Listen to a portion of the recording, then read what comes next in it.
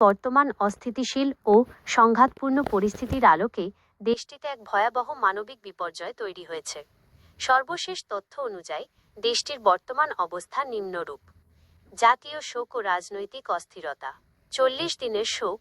ইরানের সর্বোচ্চ নেতা আয়াতুল্লাহ আলী খামেনির মৃত্যুর পর সরকার দেশজুড়ে 40 দিনের শোক এবং 7 দিনের সাধারণ ছুটি ঘোষণা করেছে। থমথমে পরিস্থিতি। রাজধানী তেহরান সহ বড় শহরগুলোতে সরকার সমর্থিত বিশাল শোক মিছিল এবং জানাজার আয়োজন করা হচ্ছে।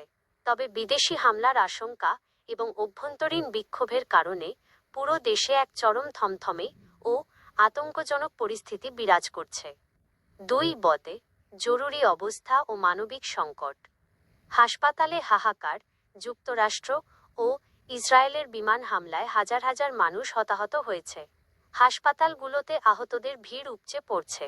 ওষুধ ও বিদ্যুৎ সংকট। বিমান হামলায় অনেক বিদ্যুৎ কেন্দ্র ধ্বংস হয়ে যাওয়ায় বড় শহরগুলোতে বিদ্যুৎ ও ইন্টারনেট সংযোগ বিচ্ছিন্ন হয়ে পড়েছে। এর ফলে হাসপাতালগুলোতে অস্ত্রোপচার ও জরুরি চিকিৎসা সেবা দেওয়া প্রায় অসম্ভব হয়ে পড়েছে। জীবন রক্ষাকারী ওষুধের তীব্র সংকট দেখা দিয়েছে। 3 উদ্বাস্তুদের ঢল। শহর ছাড়ছে মানুষ।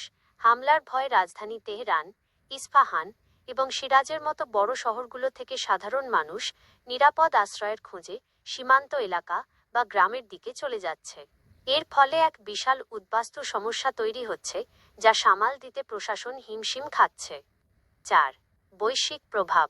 তেলের দাম বৃদ্ধি।